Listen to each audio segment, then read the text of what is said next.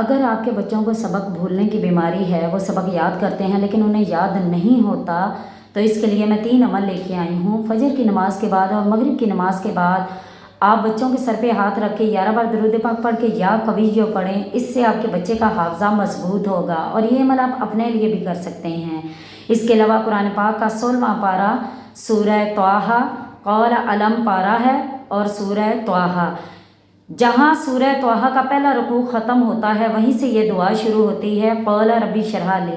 آپ نے قول نہیں پڑھنا، ربی اشرح لی صدری ویسر لی امری واحلل عقدۃ من لسانی یفقہوا قولی۔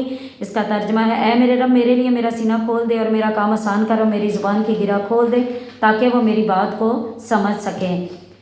اسی سپارے کی اگلی جو آیت ہے وہ ہے آیت نمبر 113 میں وہ دعا ہے جس کا ترجمہ ہے، اے میرے رب مجھے علم زیادہ عطا کر، یعنی رب زدنی علما۔ یہ علم کی زیادتی کے لیے ہے۔ یہ تینوں عمل آپ کریں، انشاءاللہ آپ کے بچے کا دماغ تیز ہوگا اور حافظہ بھی مضبوط ہوگا۔